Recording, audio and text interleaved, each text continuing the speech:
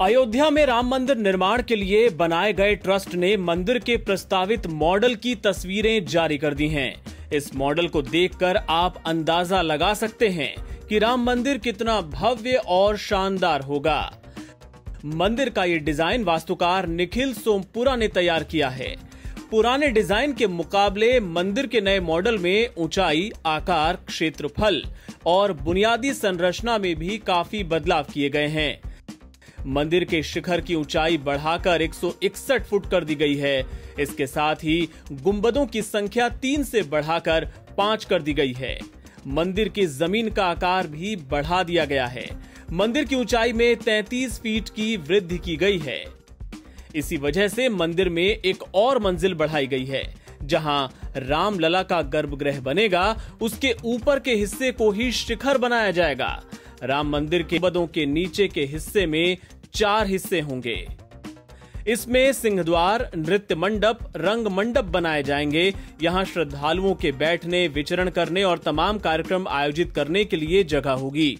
राम मंदिर के नए मॉडल के मुताबिक पूरे मंदिर में कुल 318 स्तंभ होंगे।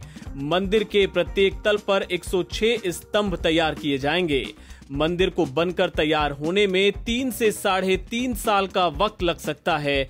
मंदिर के शिल्पकार चंद्रकांत सोमपुरा के मुताबिक मंदिर बनने में कम से कम 100 करोड़ रुपए की लागत आएगी।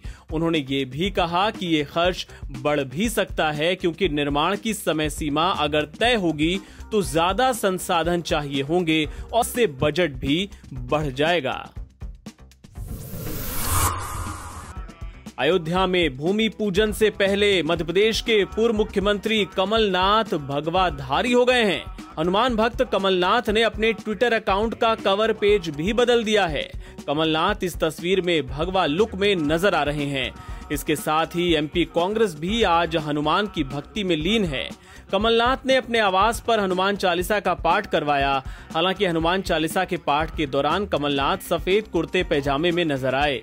उन्होंने राम मंदिर निर्माण पर खुशी जाहिर करते हुए कहा कि भगवान राम हम सब के हैं, ये हम सब के लिए खुशी का मौका है। पूर्व सीएम ने कहा कि आज अगर पूर्व प्रधानमंत्री राजीव गांधी जिंदा होते तो उन्हें सबसे ज्यादा खुशी होती। राजीव गांधी ने ही 1985 में इसकी शुरुआत की थी, 1989 में शिलान्यास की बात कही थी। कमलनाथ ने यह भी बताया कि वो राम मंदिर के निर्माण के लिए प्रदेश की जनता की ओर से 11 चांदी की ईंट भेज रहे हैं। उन्होंने कहा कि हम जब भी ऐसा कुछ करते हैं, बीजेपी के पेट में पता नहीं क्यों दर्द शुरू हो जाता है। क्या धर्म पर उनका पेटेंट है, उनका ठेका है?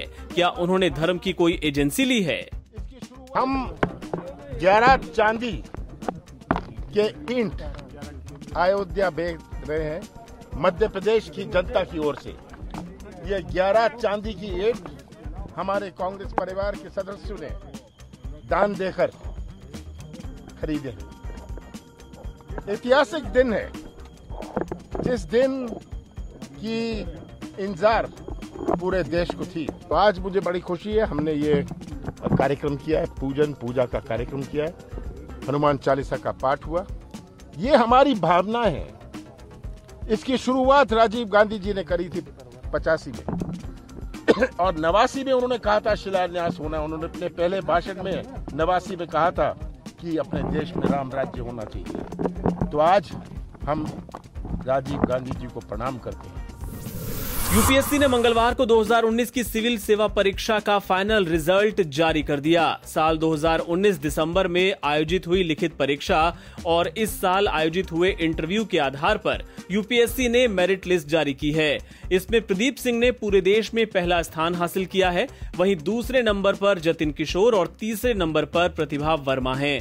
इस बार कुल 829 उम्मीदवार सफल हुए। हालांकि इस बार एक और मजेदार वाकया सामने आया। इस बार टॉपर से ज्यादा चर्चा 420वीं रैंक वाले की हो रही है। दरअसल 420वीं रैंक लाने वाले उम्मीदवार के नाम ने सबको हंसा दिया। उम्मीदवार का नाम राहुल मोदी है। जैसे ही लोगों की नजर इस नाम पर पड़ी, सोशल मीडिया पर लोगों ने मजे लेने शुरू कर दिए।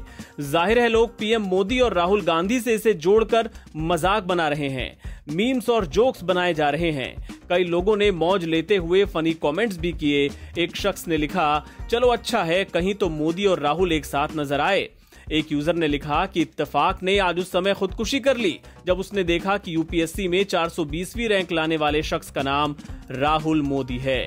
सोशल मीडिया पर ऐसे कमेंट्स और मीम्स की बाढ़ आई हुई है। चीनी mobile company Vivo Indian Premier League यानी आईपीएल के अगले एडिशन में लीग स्पॉन्सर नहीं होगी। जून में पूर्वी लद्दाख में भारत और चीन के सैनिकों के बीच हुई भिड़ंत के बाद से ही कई लोगों ने चीनी सामान के बहिष्कार करने की अपील की है। इसके अलावा आईपीएल गवर्निंग काउंसिल ने जब स्पॉन्सर रिटेन करने की बात कही थी तो भी सोशल मीडिया पर लोगों ने इसका कड़ा विरोध किया था। राष्ट्रीय स्वयंसेवक संघ ने भी चीनी मोबाइल कंपनी के स्पॉन्सर बने रहने का सोमवार को विरोध जताया था। इसके एक दिन बाद ही वीवो के स्पॉन्सरशिप से हटने की खबर सामने आ गई है। स्वदेशी जागरण मंच ने तो सोमवार को यहां तक कह डाला था कि लोगों को T20 क्रिकेट लीग का बहिष्कार करने पर विचार करना चाहिए। आपको बता दें कि इसके पहले आईपीएल गवर्निंग काउंसिल ने आगामी एडिशन में भी चीनी मोबाइल कंपनी से स्पॉन्सरशिप बरकरार रखने का फैसला किया था, जिसके बाद सोशल मीडिया पर कई लोगों ने इसका विरोध किया। अब इसे इसी दबाव का नतीजा कहें या कुछ और, लेकिन अब यह तय हो गया है कि वीवो आईपीएल की स्पॉन्सर नहीं रही। सुप्रीम कोर्ट ने केंद्र सरकार को निर्देश दिया है कि वो उन तमाम सीनियर सिटीजन्स की देखभाल के लिए कदम उठाए जो कोरोना महामारी के दौरान अकेले रह रहे हैं। सुप्रीम कोर्ट के जस्टिस अशोक भूषण की अगुवाई वाली बेंच ने कहा कि सामाजिक न्याय मंत्रालय इस बात को सुनिश्चित करे कि जो बुजुर्ग हैं उन्हें ओल्ड एज पेंशन से लेकर मास्क और सैनिटाइजर तक मुहैया कराए जाएं। सुप्रीम कोर्ट ने कहा कि सीनियर सिटीजन जो कोरोना काल में अकेले रह रहे हैं उन्हें समय पर सहायता उपलब्ध कराया जाना सुनिश्चित किया जाए। अदालत ने कहा कि सीनियर सिटीजन जैसे ही सहायता मांगे उन्हें वक्त पर सहायता उपलब्ध कराई जाए। ये सरकार की जिम्मेदारी है कि वो सीनियर सिटीजन्स की देखभाल करे। जो लोग अकेले हों उन्हें तमाम जरूरी सामान उपलब्ध कराना सरकार की जिम्मेदारी है। ओल्ड एज होम में मास्क और पीपीपी किट से लेकर सैनिटाइजर उपलब्ध कराया जाए। सुप्रीम कोर्ट में इसको लेकर सीनियर एडवोकेट अश्विनी कुमार ने अर्जी दाखिल की थी, जिसके बाद सुप्रीम कोर्ट ने ये आदेश पारित किया है।